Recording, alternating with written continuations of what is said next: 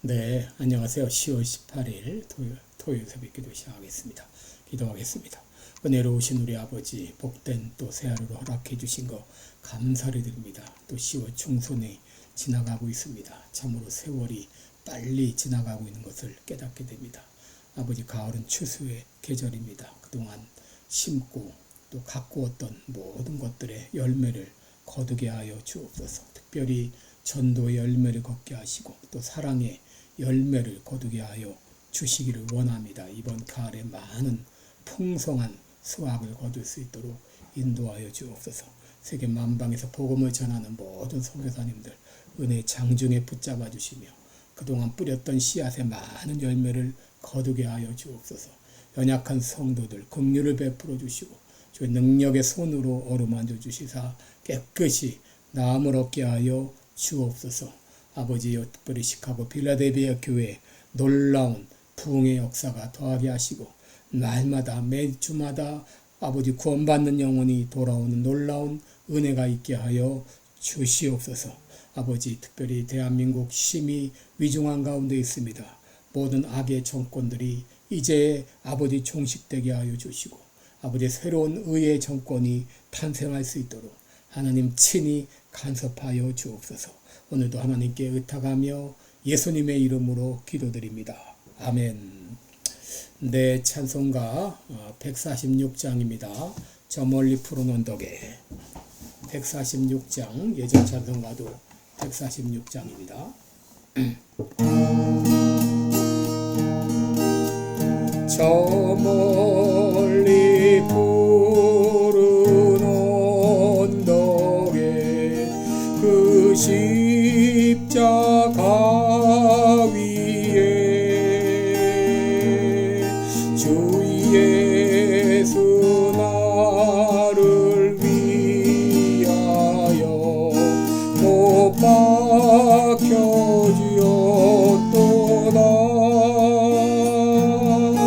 그 위한 주의 사랑이 날 구원하시니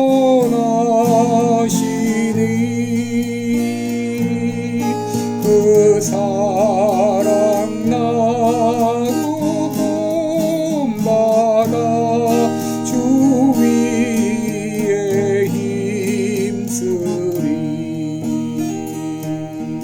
그 흉한 십자가에서 한없는 고통을 이 세상 사람 위하여 당하신 것일세. 그 귀한 주의 사랑이 날 구원하시니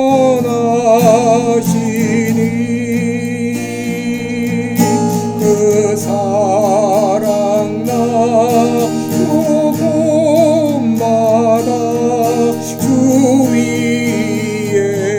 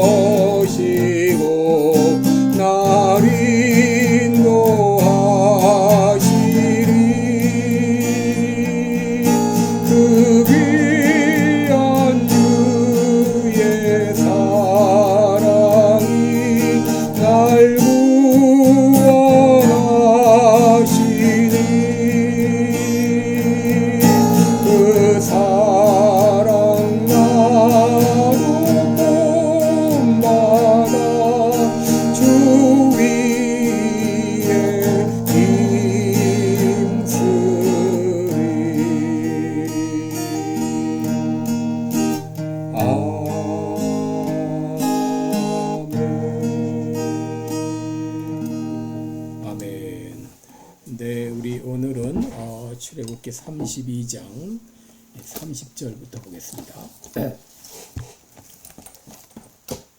출애굽기 32장 30절부터 35절까지 제가 봉독해 드립니다. 이튿날 모세가 백성에게 이르되 너희가 큰 죄를 범하였도다. 내가 이제 여호와께로 올라가노니 혹 너희의 죄를 속할까 하노라 하고 여호와께로 다시 나아가 여짜오되 슬프도소이다. 이 백성이 자기들을 위하여 금신을 만들어 싸우니 큰 죄를 범하였나이다. 그러나 합의하시면 이제 그들의 죄를 사하시옵소서. 그렇지 않사오면 원컨대 죄 기록하신 책에서 내 이름을 지워버려 주옵소서. 여호와께서 모세에게 이르시되 누구든지 내게 범죄하면 그는 내가 내 책에서 지워버리리라. 이제 가서 내가 내게 말한 곳으로 백성을 인도하라. 내 사자가 내 앞서가리라. 그러나 내가 보응할 날에는 그들의 죄를 보응하리라. 여호와께서 백성을 치시니 이는 그들이 아론의 만든 바 그 송아지를 만들었음이더라. 아멘. 네, 우리 오늘은 모세의 중보적 기도 이런 제목으로 함께 말씀을 나누겠습니다. 오늘 이 본문은 이스라엘 백성들의 금송아지 사건에 대한 세 번째 모세의 대응이죠. 첫 번째는 아론을 만나 아론을 질책을 하고, 그 다음에 두 번째는 이제 이렇게 사람들을 그 하나님께 속한 그런 사람들, 여편에 속한 자들을 통해서 백성들을 치도록 했습니다. 그래서 3,000명 가량이 죽임을 당하는 큰 사건이 있었고, 오늘 세 번째 대응은 바로 모세가 이스라엘 백성들의 이 죄를 뒤집어 쓰고 하나님께 나아가 기도한 내용이 되겠습니다. 30절에 보시면 이튿날 모세가 백성에게 이르되 너희가 큰 죄를 범하였도다. 내가 이제 여호와께로 올라가노니 혹 너희의 죄를 속할까 하노라 라고 했습니다. 모세는 이 다음날 즉각적으로 하나님께 올라갔습니다. 이것은 바로 중보자로서의 그 역할을 의미합니다. 혹 너희 죄를 사할까 하노라. 이 혹이라고 하는 말은 용서의 불확실성을 말하죠. 그리고 이 죄의 심각성과 하나님의 자비의 필요성을 반영하고 있습니다. 이 모세는 비록 자기가 이 지은 죄가 아니지만, 자신은 이 죄와 상관이 없지만 마치 자신이 이 죄를 지은 것처럼 하나님께 용서를 구하며 기도했습니다. 31절에 보시면 여호와께로 다시 나아가 여짜오되 슬프도소이다. 이 백성이 자기들을 위하여 금신을 만들어 싸우니 큰 죄를 범하였나이다.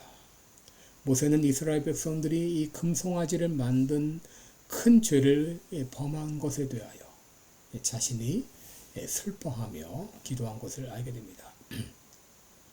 여러분, 그들이 이스라엘 백성들이 금송아지를 만든 것은 그들을 이집트에서 구원하신 하나님에 대한 모욕입니다.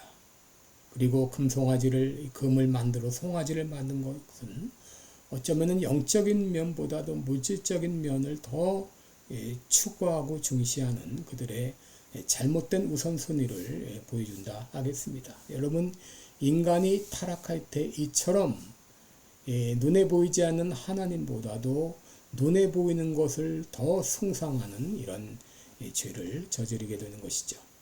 32절에서 모세의 기도는 더 비장해집니다. 그의 기도는 사생결단의 기도였습니다. 그것은 만일 이스라엘 백성들을 용서하지 않으시려면 차라리 자신의 이름을 주에 기록한 책에서 지워달라고 하는 것이었습니다. 여러분, 여기 책이라고 하는 건 아마도 하나님께 속한 사람들에 대한 이 신성한 기록으로, 이것은 하나님께 속한 자에 대한 은유적인 기록입니다. 여기서 여러분, 이 지워진다고 하는 것은 하나님의 백성에서 그리고 영생에서 제외됨을 의미하죠.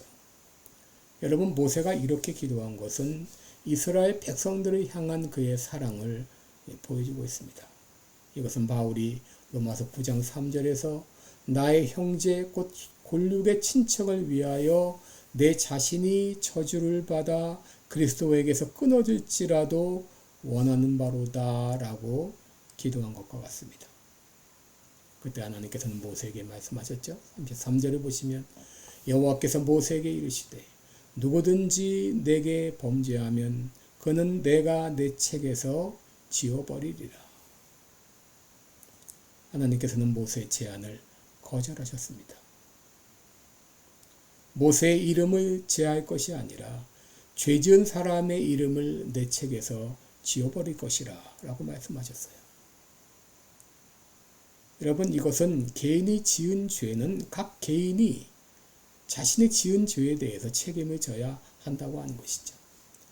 에스겔서 18장 20절에 보면 범죄하는 그 영혼은 죽을지라 아들은 아비의 죄악을 담당치 아니할 것이요 아비는 아들의 죄악을 담당치 아니하리니 의인의 의도 자기에게로 돌아가고 악인의 악도 자기에게로 돌아가리라 라고 했습니다.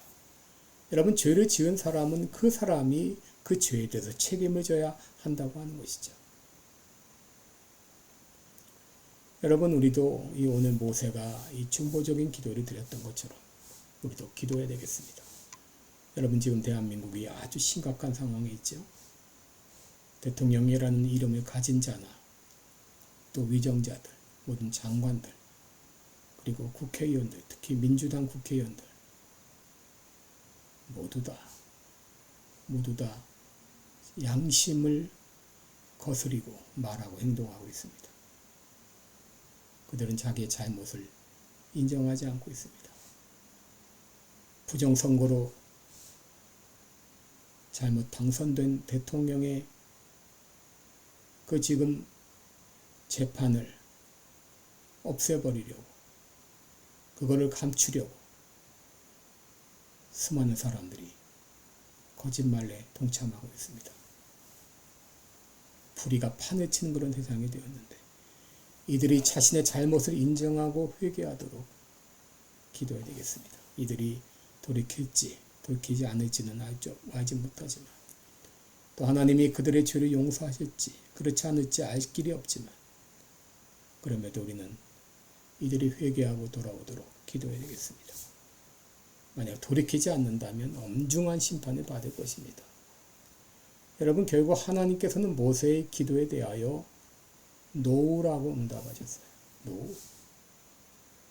하나님께서는 그들의 죄를 용서하는 것이 아니라 그들의 죄를 보응하리라 분명히 말씀하셨습니다. 여러분, 이 사건을 보면서 우리가 의문을 갖게 되죠. 하나님은 사랑의 하나님이 아니신가요? 하나님은 모든 죄를 다 용서하신다고 약속하시지 않으셨나요? 물론 하나님은 사랑의 하나님이십니다. 그리고 하나님께서 용서하지 못할 죄는 없으십니다. 그러나 여러분, 한 가지 예외가 있습니다. 아무리 죄가 많을지라도 다 용서하시지만 그러나 예수님을 믿지 않는 죄는 용서하실 수가 없죠. 이것이 바로 성령 회방죄입니다. 마가복음 3장 28절 29절에 보면 내가 진실로 너에게 이르노니 사람의 모든 죄와 무릇 회방하는 회방은 사하심을 얻되 모든 죄가 사하심을 받습니다. 그러나 누구든지 성령을 회방하는 자는 사하심을 영원히 얻지 못하고 영원한 죄에 처한다라고 했습니다. 여러분, 왜 성령을 회방하는 죄는 용서받지 못하나요? 성령님의 역할이 좀 중요한 역할이 바로 죄를 깨닫게 하시는 역할입니다. 그런데 성령께서 죄를 깨닫게 하시고 죄를 인정하게 하시고 그 죄를 자백하고 용서를 구하기를 원하는데 이런 성령의 역사를 고의적으로 회방하면 죄를 인정하지 않게 되고 결국 예수님의 필요성을 인정하지 않게 되니까 용서받지 못하는 것이죠. 왜 하나님께서 이스라엘 백성들의 죄를 용서하지 않으셨나요? 그들은 고의적으로 하나님의 은혜를 거절했기 때문입니다.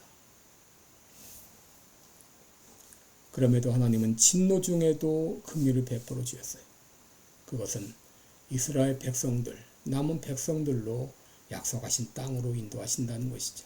34절에 보면 이제 가서 내가 네게 말한 곳으로 백성을 인도하라.